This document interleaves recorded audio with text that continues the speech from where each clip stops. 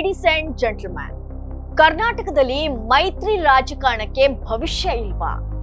ಕುಮಾರಣ್ಣ versus Yediyurappa ಅನ್ನುವ ರಾಜಕೀಯ ಜಿದ್ದಾಜಿದ್ದಿ ಮೈತ್ರಿ ಆಶಯಕ್ಕೆ ಬೆಂಕಿ ಇಡ್ತಾ?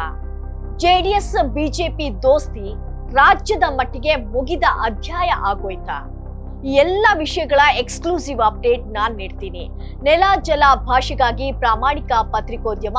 ನೀವು ನೋಡ್ತಾ ಇದ್ದೀರಾ ಫೋಕಸ್ ಟಿವಿ. ನಾನ್ ರೂಪಲತಾ.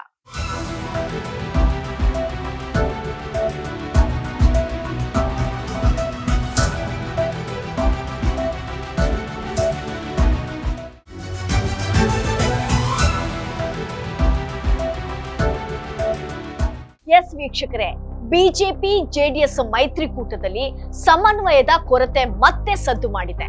ಬಜೆಟ್ ಖಂಡಿಸಿ ಬಿಜೆಪಿ ನಡೆಸಿದಂತ ಪ್ರತಿಭಟನೆ ಬಗ್ಗೆ ಮೊದಲೇ ಮಾಹಿತಿ ಇಲ್ಲದ ಕಾರಣ ಜೆಡಿಎಸ್ ಶಾಸಕರು ಅಸಮಾಧಾನಗೊಂಡಿದ್ದಾರೆ. ಈ ನಡುವೆ ಜೆಡಿಎಸ್ ಶಾಸಕರು ಹಾಗೂ ನಾಯಕರು ಕುಮಾರಸ್ವಾಮಿ ಅವರೇ ನಮ್ಮ ಸಿಎಂ ಅಭ್ಯರ್ಥಿ ಎಂದು ಹೇಳ್ತಿದ್ದಾರೆ. ಬಿಜೆಪಿ ಜೊತೆಗೆ ನಮ್ಮದು ಒನ್ ಸೈಡ್ ಲವ್ ಎಂದು ಅಭಿಪ್ರಾಯಪಟ್ಟಿದ್ದಾರೆ.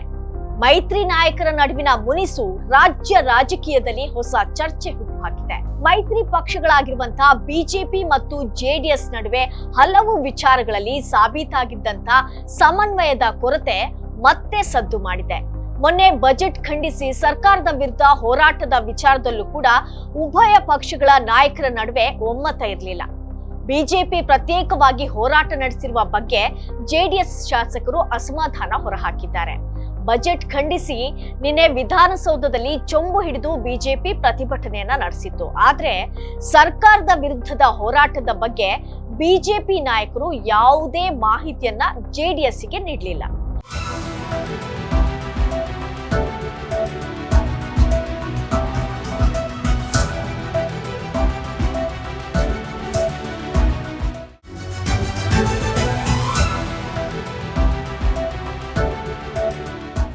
ಎಲ್ಲವನ್ನು ಪ್ಲಾನ್ ಮಾಡಿ ಕೊನೆ ಕ್ಷಣದಲ್ಲಿ ಹೋರಾಟಕ್ಕೆ ಬನ್ನಿ ಎಂದು ನಾಮಕಾವಸ್ಥೆಗೆ ಕರೆದಿದ್ರು.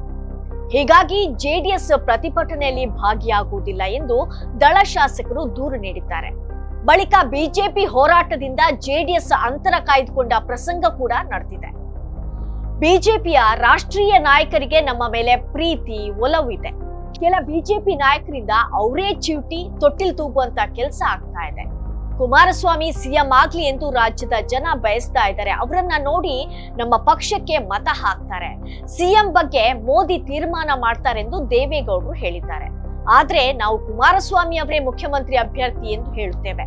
ಸಿಎಂ ಅಭ್ಯರ್ಥಿ ಬಗ್ಗೆ ಸರ್ವೆ ಮಾಡಿಸಿ ಬಿಜೆಪಿಯವರು ತೀರ್ಮಾನಿಸಲಿ ಎಂದು ಶಾಸಕ ಶರಣಗೌಡ ಕಂದಕೂರು ತಿಳಿಸಿದ್ದಾರೆ. ಇನ್ನು ಈ ಎಲ್ಲಾ ವಿಚಾರಗಳನ್ನ ಗಮನಿಸಿದ್ರೆ ರಾಜ್ಯದಲ್ಲಿ ಮೈತ್ರಿಯ ಮುಂದುವರಿಕೆ ಬಗ್ಗೆ ಹಲವು ಪ್ರಶ್ನೆಗಳು ಹುಟ್ಟಿಕೊಳ್ತವೆ. ಈ ಪ್ರಶ್ನೆಗಳಿಗೆ ಉತ್ತರಗಳನ್ನ ಯಡಿಯೂರಪ್ಪ ಹಾಗೂ ಕುಮಾರಣ್ಣ ಕೊಡ್ತಾರಾ ಅಂತ ಕಾದು ನೋಡ್ಬೇಕಿದೆ. ಇದಾಗಿತ್ತು ಈ ಹೊತ್ತಿನ ನ್ಯೂಸ್ ಅಪ್ಡೇಟ್. ನೆಲ ಜಲ ಭಾಷೆಗಾಗಿ ನೋಡ್ತಾ ಇರಿ ಫೋಕಸ್ ಟಿವಿ.